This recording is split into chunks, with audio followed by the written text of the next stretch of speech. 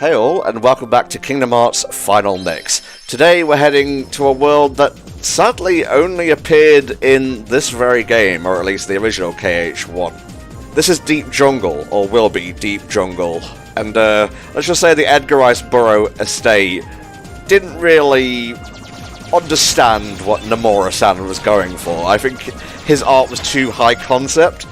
So much so that when Sora went to a place dedicated to reliving the memories of his first adventure, Deep Jungle and Tarzan didn't appear at all. So, you know, that's the power of money, I guess. What do you think about this world, Spo? Deep Jungle is fine. It's a bit confusing to get around at the best of times, and you can get completely lost at the worst of times. I mean, it is a jungle, so that sort of makes sense, and we'll see when we get there, but the path you have to take for, like, all the story segments is actually majorly confusing if you're playing this as a kid, and probably as an adult too, if you're doing it for the first time or so. Yeah, I remember a series of routes called Vines, like Vines 1, Vines 2, etc., and I definitely remember getting lost there. You can sort of skip those for the most part. It all depends on where you enter from, because if you, well, we'll see, if you take the path like through the Hippo Lagoon to climb up from the other side, you actually skip all of the vines and can just go straight up to the treehouse. So it depends on where you want to go. There's a lot of extra stuff to do. Here we have Gummi segment. They're all pretty much the same. You can get blueprints for all these enemies to, like, make your ship look like the Heartless ships if you so desire. Okay. Most of them are probably about as useful as your default one, if not less so. So, not sure why you would want to do that. So when are the super custom Gummi ships with like the suspension and the bouncing and the whatnot, the decals, etc., when are they going to start appearing? Well, I'm not adding the subwoofer for a little while. When we head back to Traverse Town and we meet Sid again, who ends up becoming our Gummi shop owner, basically, is when we'll start getting some custom ones. So a few more parts with the default one, and then we'll start getting into a few more custom things. This was a thing that was in KH1. Sora and Donald kind of beefing all the time. This would later evolve into a kind of platonic banter-filled friendship. Right now, they're kind of butting heads for the most part.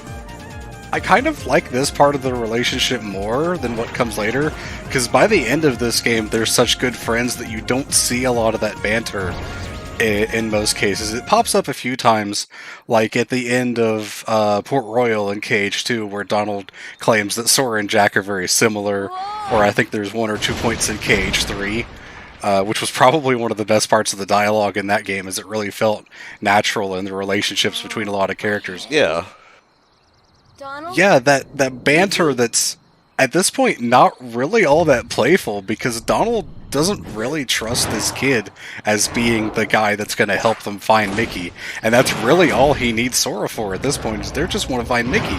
They don't care about any of the rest of the stuff, they just want that. It's like, Jesus Christ, you're making me fight a gigantic cat and sign up for this. Okay, I'm becoming like some sort of, I don't know, one of those Mogwais, that's what they're called.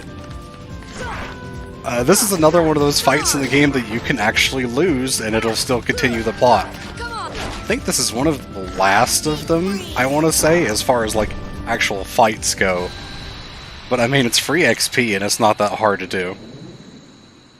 At least on this difficulty. Don't believe it's lies, it ain't dead. Oh, wee monkey man.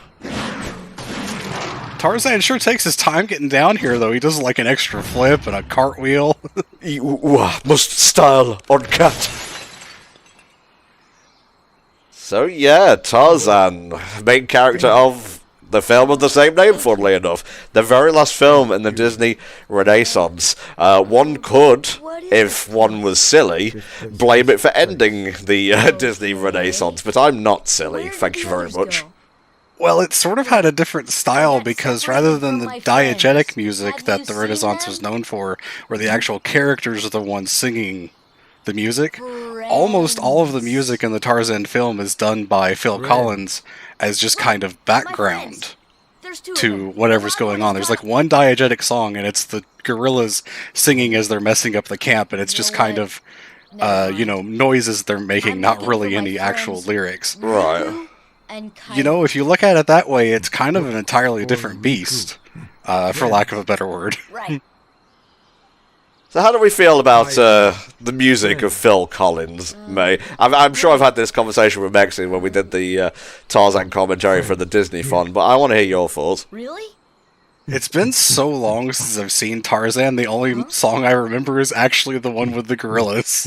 Fair enough, and funnily enough, there was a Phil Collins song that was sampled for a famous UK advert about chocolate of all things, where a gorilla drums to I Can Feel It Coming in the Air Tonight. Oh, that song I do like, though, but I don't think that's in this movie. Sora, go. I love how childish Sora is in this game. He's like, oh, it's an ape man, and I'm in a jungle. Fuck it, I'll just go with the flow, I guess. Well, this is a really simple design for a world compared to some of the ones we get later on. It's literally just a jungle in Africa, and I mean, that's the setting of the movie, obviously, but compared to something like, the Arabian Nights for Aladdin, or the Port Royal with the pirates and the magic and everything for Pirates of the Caribbean. This is honestly just really simple. There's not really much going on here. Uh-oh.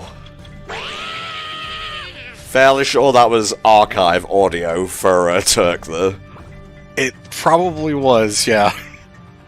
Ain't no one calling it Rosie O'Donnell for fucking Kingdom Hearts, alright?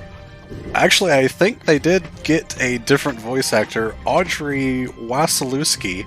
I apologize if I butchered that pronunciation. Is the actress that's listed here for Turk, for KH1. Well, there we go, then.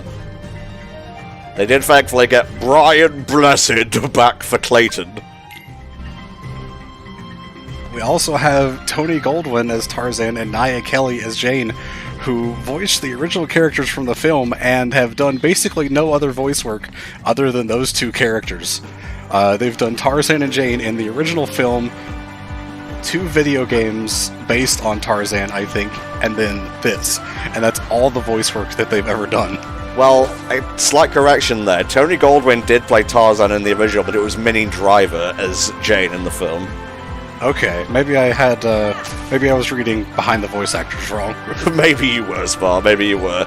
Now, this sliding minigame actually blew my mind like a few months ago, because there's actually different levels of this, including a course that takes you through a cave system and whatnot, which we will actually see at the end of Deep Jungle, but I had no idea you could actually race through it.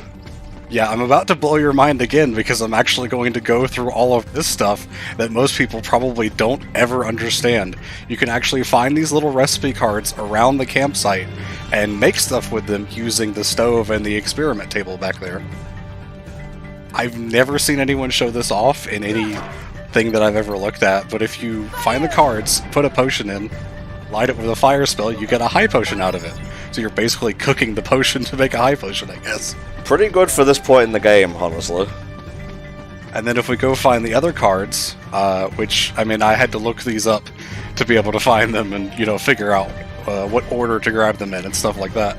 But if we grab these, as you can see by the notes, we're going to get an ether out of it, which is also pretty good, because this is where I'm going to start using a lot more magic. As I mentioned before, because Blizzard is really good for covering that area, and fire is just good damage because, well, it's rapid fire. You can just keep using it over and over. It's a fireball. What do you expect? It burns things on contact. Yeah, the gorillas, or, well, not the gorillas, but the Heartless and the saber-toothed leopard, I don't think he's actually a tiger, I think it's a leopard, are definitely not ready for this shit. Definitely not a tiger, I can tell you that much. Let's have a look here. Jane. Sabor, a leopard. I think it's a female leopard, actually. I believe so, yes. Hi there. Oh, you speak English. Very cultured for a gorilla. I'm not a gorilla, I'm an islander. Tarzan. Have you ever seen a gorilla with this kind of drip? Highly doubtful. Brah, I'm here to chew the scenery, and I found these freaks. Coral, Goofy, Donald. Clayton is here looking for gorillas, and obviously he wants to hunt them down and kill them. What do you do when you walk into a clearing and you see an anthropomorphic duck and dog, though? Studying them. Pretty weird, but not as weird as gorillas. Imagine if they showed up in the live-action Tarzan that they made a few years back instead. I didn't recall that at all. Most people don't, because I don't think it was that good. Are you sure you're not confusing it with the Jungle Book? No, I'm definitely thinking of a live-action one. I think it had more to do with...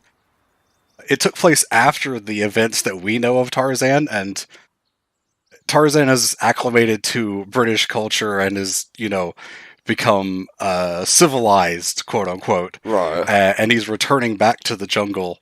Things happen. Other than that, Mom watches it every so often, but I never, sit around to watch it. But that's what I remember of it, at least. For a second there, I thought you were describing George of the Jungle 2. Probably similar ideas. It's definitely a Tarzan thing, though. I remember them specifically mentioning the name. Studio too cheap to hire Tony Goldwyn. Don't think it was connected to Disney at all, since it was, Edgar Rice Burroughs' estate that owned it rather than a Disney thing. Right. They probably picked a different studio altogether. So right now we're going to go about collecting slides. If you remember the original KH1 playthrough, congrats, you remember the original KH1 playthrough. I'm not really sure what point I was trying to make there.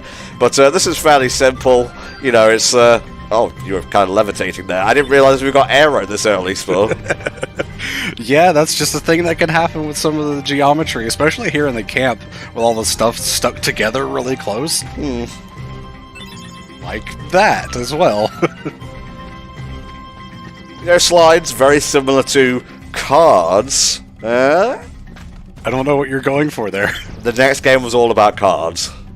I guess if that's what you want to go for, this story wasn't in that game. You said that earlier, though. True, very true. I never got this comment. Is he referring to a Hollow Bastion here? I believe he's referring to Hollow Bastion because Kyrie's heart is inside him. Kyrie remembers Radiant Garden and the castle that was there. I think that's the connection that's trying to make. That's gotta be it, because I can't think of anything else. It's one of the, most vague things that's in this game, which is full of vague things already. Oh, yeah. Hey, I thought you were going to take me to the ice cream man. No. I'm going to sell you to the British Museum. Time now. Okay, so Donald and Goofy would probably make good installments, though. Please, God, let me out of my confinement. I have a son. I miss my wife. I miss my wife, Tails. Mr. Clayton. Tarzan wouldn't hide. That's not where I was expecting you to go with that. Clayton is a bitch-ass motherfucker. You caught me in the middle of taking a sip of my water, and I almost spit it out laughing. He pissed on my gorillas is what he did. This is a bit of a manic part here. Kind of, yeah. Also, not really sure you should be wearing your headwear and dreads. Sorry, another stroke. More words just tumbling out my mouth like gorilla feces. Now, there's a few points in this game where the geometry of, character models is really strange, and I think you could see Sora's head turning a weird way and see the polygons of where his head and neck connect to each other. I think that was one of them back there. That happens with Riku a lot, I notice, especially in Dream Drop Distance, but anywho, Sabor can basically turn up randomly. It's like the Majima Anywhere system, but Sabor Anywhere, I suppose. You can avoid her, but it's best to take her down, because she does give plentiful EXP and whatnot. Yeah, you can keep fighting her over and over for 15 XP each time.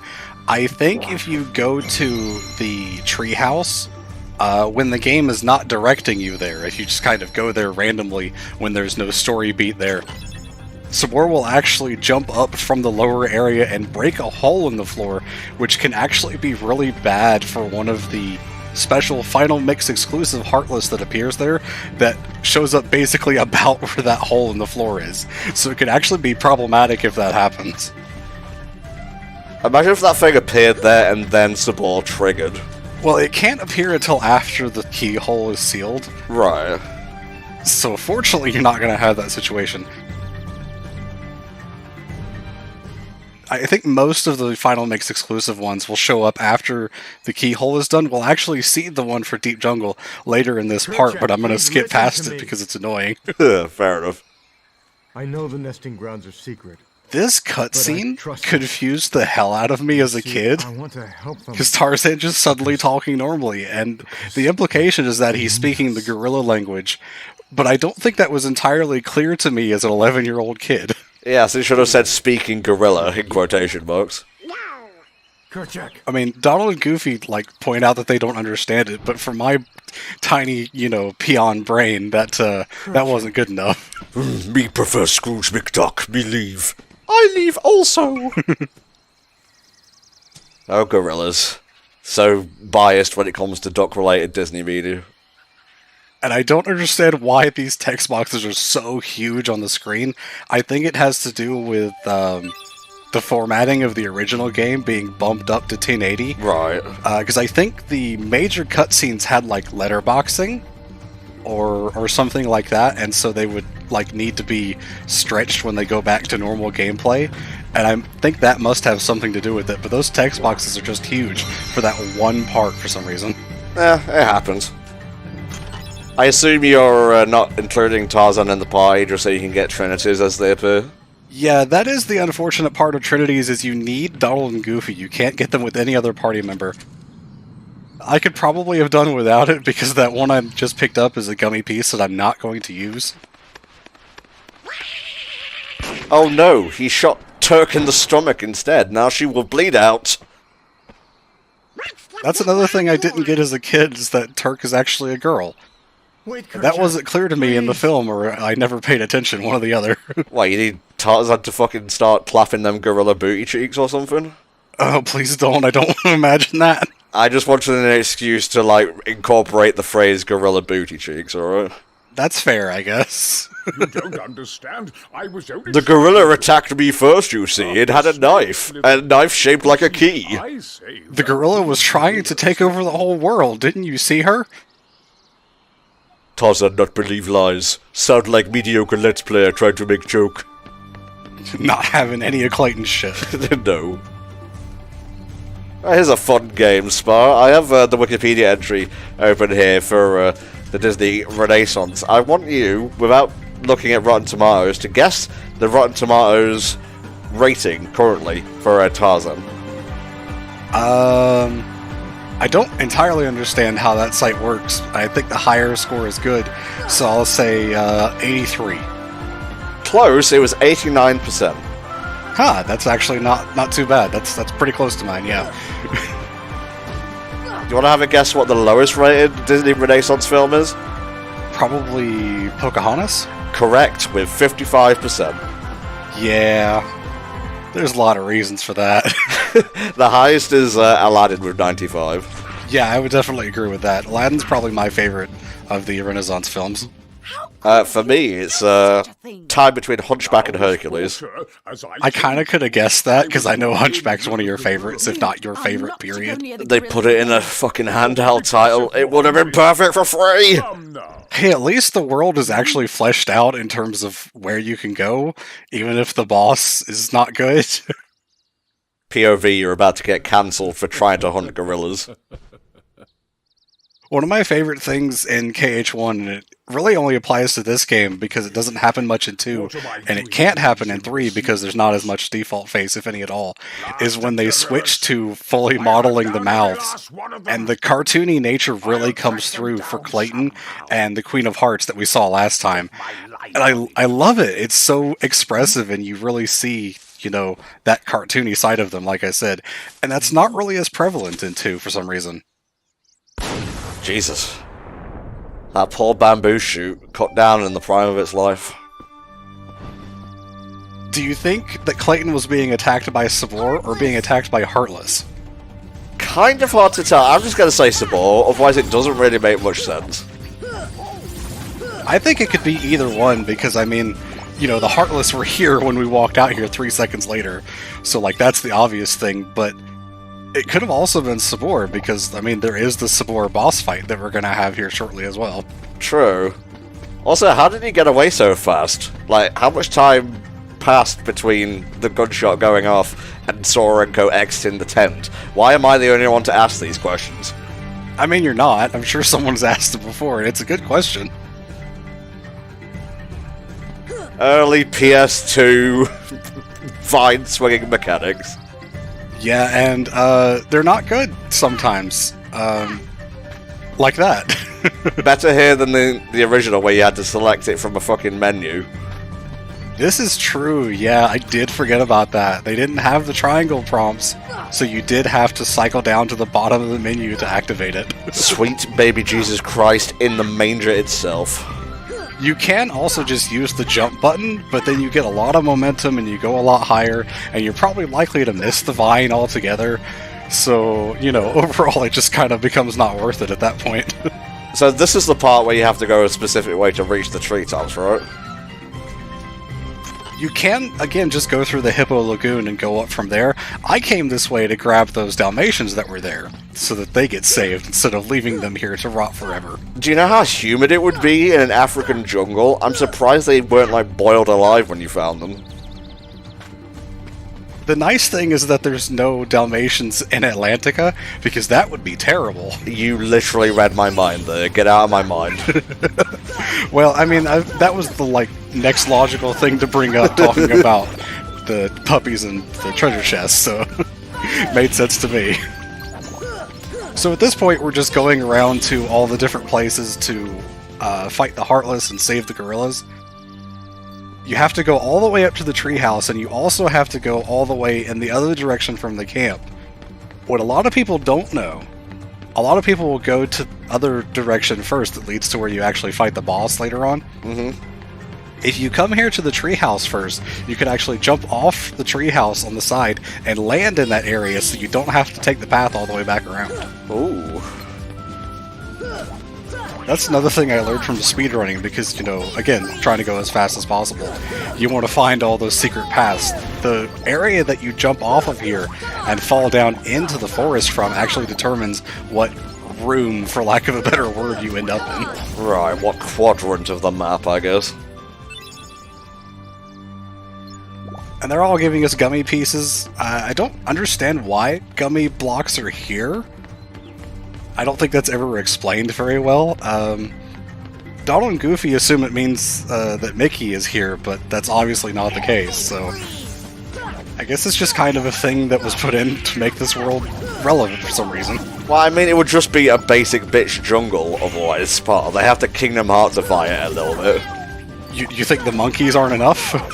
I mean, there's monkeys in, like, jungles in Africa and what I would assume. I don't know, I've never visited myself. Well, I meant the heartless monkeys more than anything else. Just splitting hairs at that point, really. Again, the heartless monkeys, the Power Wilds as they're called, are recolored. Most of the normal enemies are actually recolored for Final Mix. I think this recolor is actually fine. The original was kind of a dark blue and, you know, those similar colors, and I think the orange pops out and makes it blend in with the, you know, bamboo and stuff like that more. Yeah, I agree. There's a lot of Heartless in the first Final Mix specifically that I don't really care for in their, like, recolored form. I feel like 2 was handled a lot more carefully in that regard, but yeah, these guys look great. Well, 2 also has the benefit of half of the enemies being nobodies, which didn't change at all for Final Mix, so there's that too. Yeah, you got a point there, Spur. Should we make them white or off-white? Let's go with cream. So I think that was the last of the Power Wild sections that we needed to fight. So now we've got to figure out what to do to advance further. Well, we could leave, go to Olympus Coliseum, go back to Wonderland, see how the Queen's doing, incite a, you know, basically a class war between, you know, the hearts and the diamonds and whatnot. I'm at a loss, Spar, honestly. Well, I think we should probably just go see what's going on with Jane first. Fair enough. Really should give her a gun or something. I mean, she's fine now, but who knows when Clayton's coming back. Yeah, considering we don't know what happened to him, that's actually pretty dangerous now that I think about it. Because he's definitely not in his right state of mind.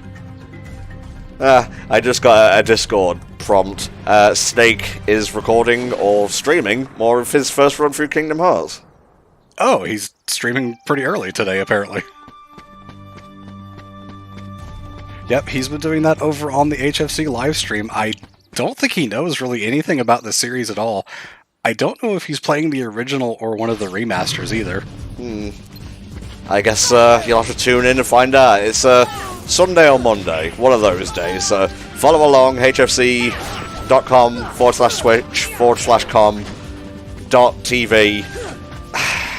Spa, today is just one of those days, I think. Twitch.tv/HellfireComms. Go, follow, sub.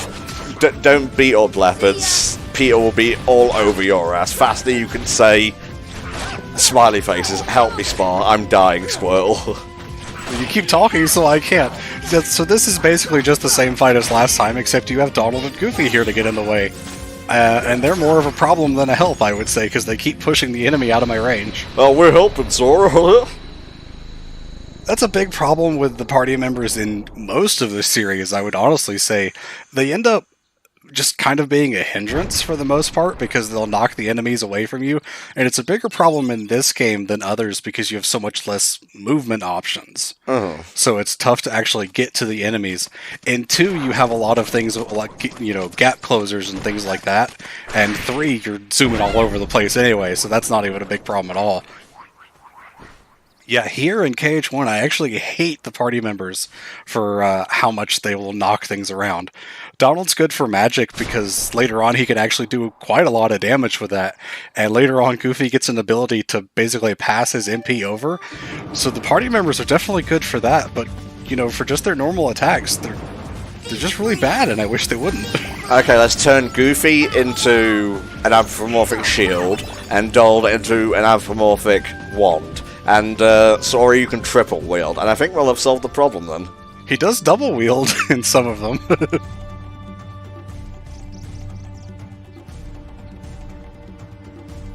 Alright, back to the treehouse again.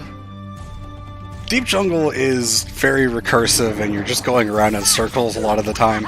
It's not one of my favorites, I'm gonna be honest. On top of being confusing, you're just retreading the same areas. It's kind of the biggest area that we've seen so far, I think, but you're just going back to the same places over and over that it gets really old really fast. Yeah, I think that's the issue with the world. It's not the level design, it's not the encounters. Honestly, everything clicks except for the padding. It does feel like it's trying to artificially lengthen itself. And a lot of the worlds later on have the same thing where you're going back to different areas and retreading steps, but they don't feel as bad because at least sometimes you go to different areas. This is literally just, I think this is the 3rd time we've had to go back in this direction. We don't have to go all the way to the treehouse because we stop here, but still. The big black fruit looks suspicious. It's full of nutrients. Yeah, that's another case where young me wasn't paying attention, and I didn't know that I was supposed to attack this big black fruit here, so I just kept killing the Heartless for like 10 minutes, wondering when this thing was going to advance. Oh man, that's a spot check you don't want to fail as a Let's Player, let me tell you. Yeah. Well, I think you need 15 hits on this thing. It's another case where it doesn't really have a HP bar, it's just a number of hits that you need to score on the thing to move forward. Even inadvertently, you could probably advance this pretty quickly.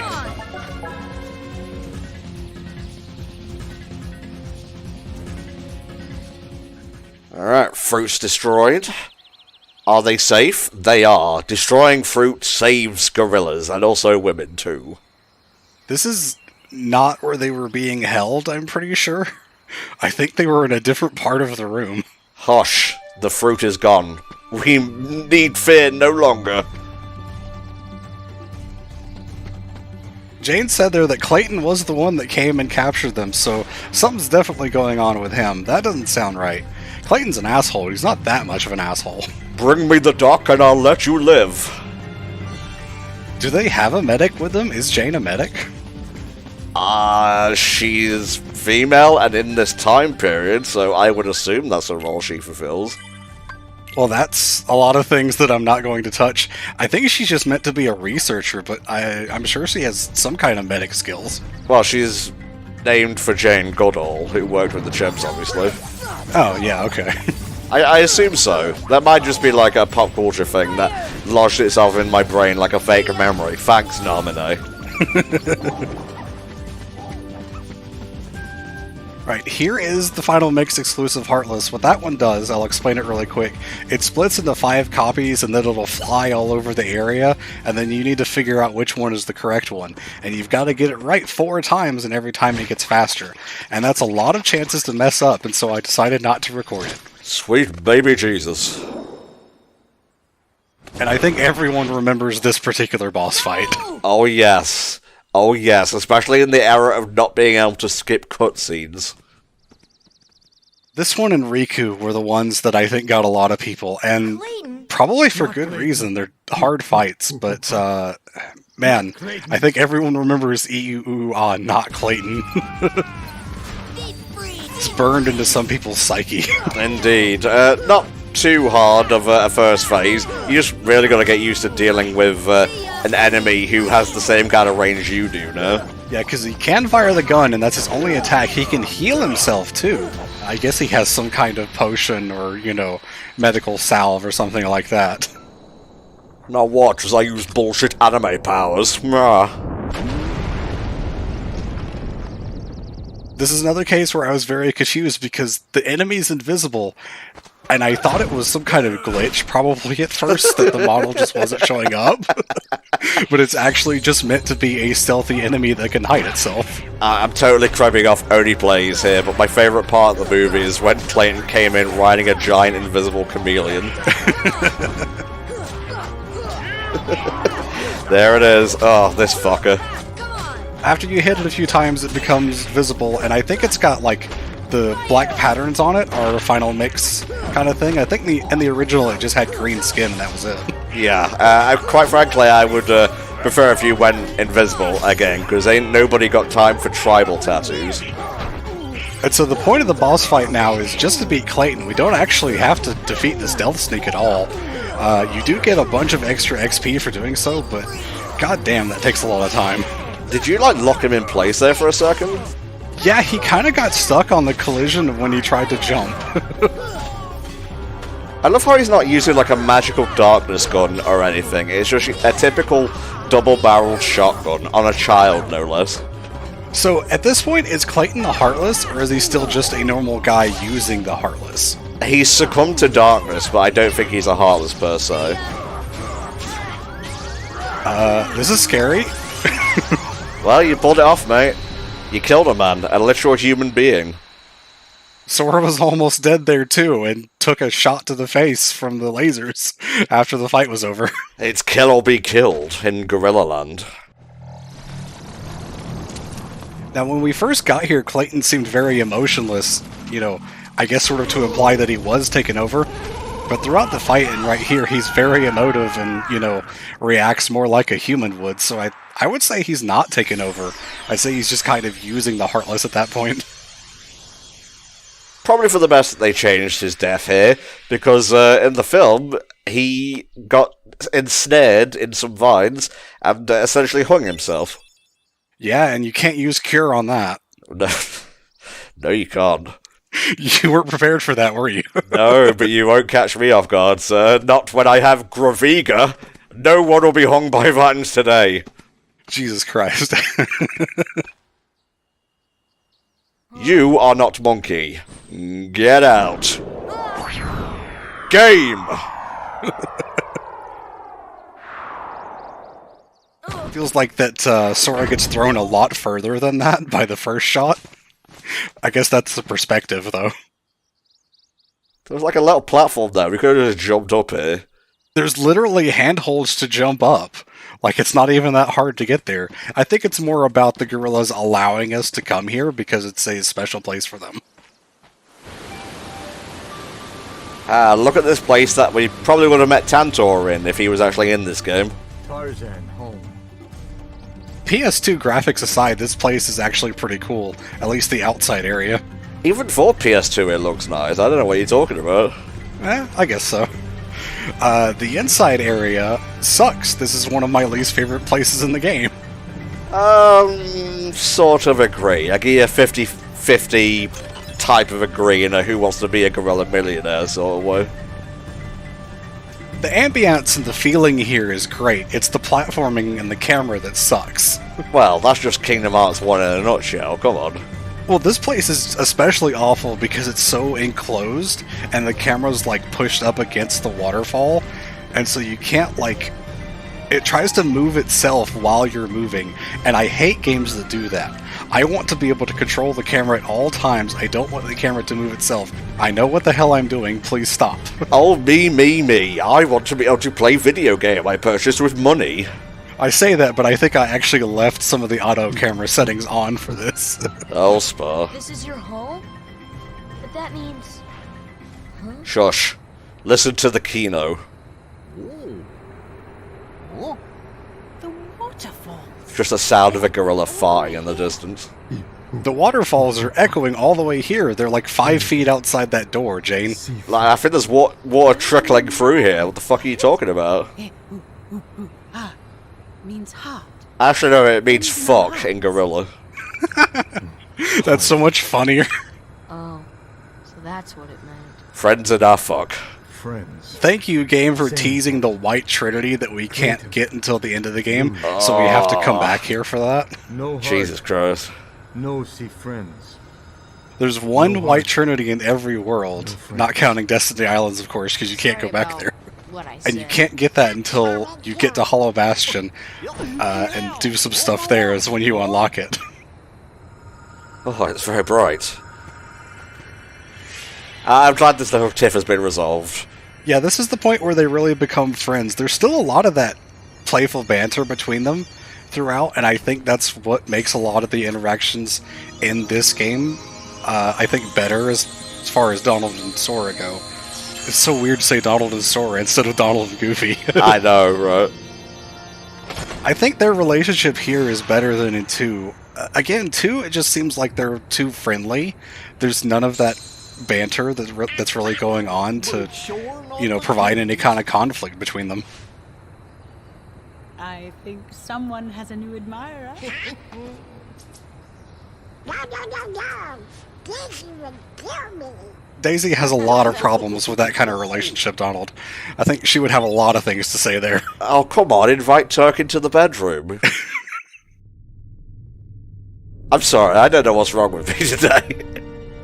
We did a long stream yesterday, so we're both a bit tired and out of it, but I think this has been a fun one.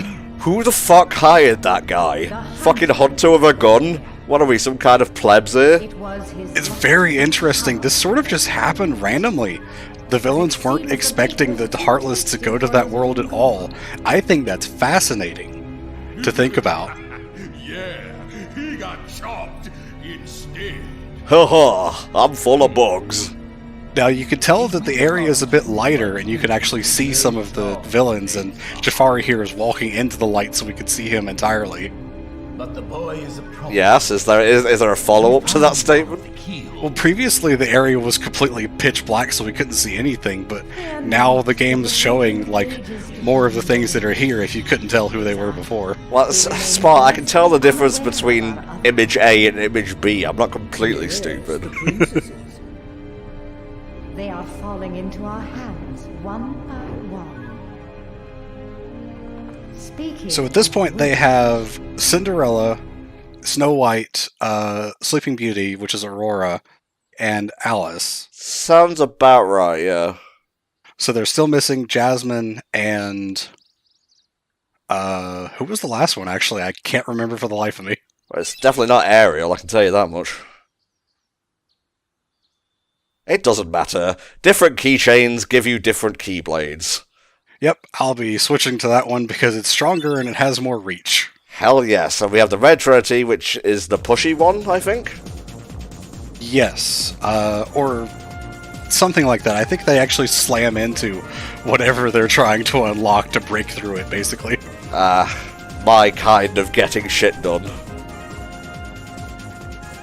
And now we have to head back to Traverse Town, but we're going to be taking a detour because there's one more world on this world map that we haven't gotten to yet. Yes indeed. Alright folks, we'll see you next time when the Kingdom Hearts Final Mix playthrough continues, and hopefully I'm not insane. Well, less insane. See you then.